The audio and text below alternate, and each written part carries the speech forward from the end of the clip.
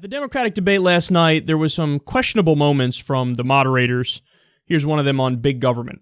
Senator Sanders, to you first. Coming off the results in Iowa and New Hampshire, there are many voters who are taking a closer look at you and your ideas, and they're asking, how big a role do you foresee for the federal government? It's already spending 21% of the entire U.S. economy.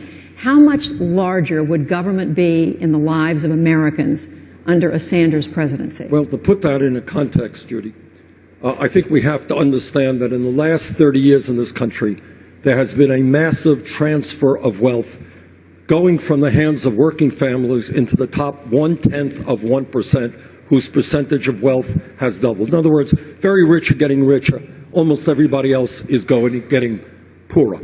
What I believe is the United States, in fact, should join the rest of the industrialized world and guarantee health care to all people. Our Medicare for All single-payer proposal will save the average middle-class family $5,000 a year. I do believe that in the year 2016, we have to look in terms of public education as colleges, as part of public education, making public colleges and universities tuition-free. I believe that when real unemployment is close to 10%, and when our infrastructure, our roads, our bridges, our water systems, Flint, Michigan comes to mind, our wastewater plants, our rail, our airports, in many places are disintegrating, we can create 13 million jobs by rebuilding our infrastructure at a cost of $1 trillion. But my question is, how big would government be? Would there be any limit on the size and role of government? Of course there will be a limit. But when today you have massive levels of income and wealth inequality, when the middle class is disappearing, you have the highest rate of childhood poverty of almost any major country on earth. Yes, in my view, the government of a democratic society has a moral responsibility to play a vital role in making sure that all of our people have a decent standard of living. Judy, I think that the best analysis that I've seen based on Senator Sanders' plans is that it would probably increase the size of the federal government by about 40%. I love this. It's just like a Republican talking points fest. That question is beyond asinine, because what does it mean? What does that mean? How big do you want government to be? Is there going to be any limit to the size of government? No, okay. What's an okay answer to that? Like, what is one supposed to say? How big do you want government to be? Are you supposed to just give a general size? I don't know, medium-ish? Extra medium? Or do you want to give a number? Like, I don't know, let's spend about 23 trillion. Like, what are you asking? What are you asking? It's the way that's framed is a right-wing framing, number one. Number two, it is a gotcha question because there's no answer to it. There's no answer that makes people go, oh, okay, I see what you're saying. It's so vague and it's so broad and it's designed to trip you up because, again, there's no way to answer that. How big do you want government to be? I don't know. It depends what specific area are we talking about. So, for example, when you talk about the NSA, I know I want the government to be much smaller because what they're doing is unconstitutional. It violates the Fourth Amendment protection from unreasonable search and seizure. They're collecting data on all of us. So I want much smaller government there, much smaller. I'm sure Bernie agrees with that. When it comes to drugs, the war on drugs, I want way smaller government. I mean, we got the government locking people up in cages for smoking weed.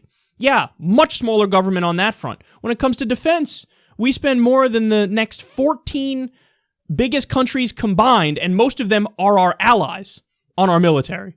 Yeah, I would cut that tremendously. I'd cut it in half, and we'd still have the biggest military in the world by a lot. When it comes to corporate subsidies or pork barrel spending, I would cut spending a lot.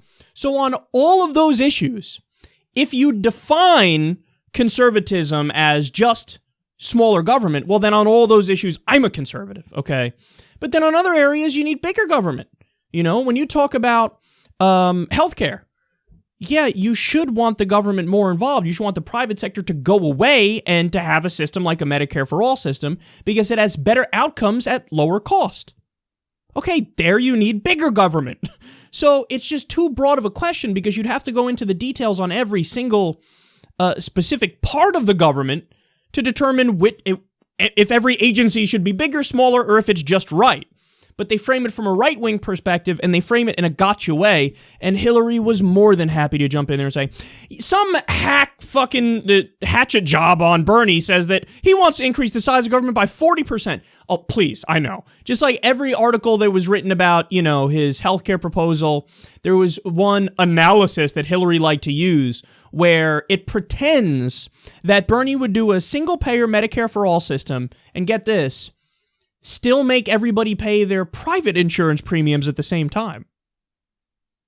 The whole point of doing a single-payer Medicare for all system is so that you don't get price gouged by these terrible private insurance companies. But the analysis says, okay, let's keep that system exactly as it is right now, and then on top of that, charge you for a single-payer system. And then the conclusion was like, it's going to cost you like $13 trillion. Oh my God, that's so much money. Oh my God. That's the dumbest possible analysis. It's just a hatchet job. It's obvious that they weren't even trying to get to the right answer. They were just trying to tear him down, as I'm sure this thing is with 40% bigger government. Does that include any of the things that he wants to cut? Later on, he gets even more specific, and he says, yeah, I'd cut defense. So does that include all the cuts there? No, of course not. Of course not. So what I also love about this is, could you imagine a question to the Republicans that was anywhere near this? They would never do a question to the Republicans like this.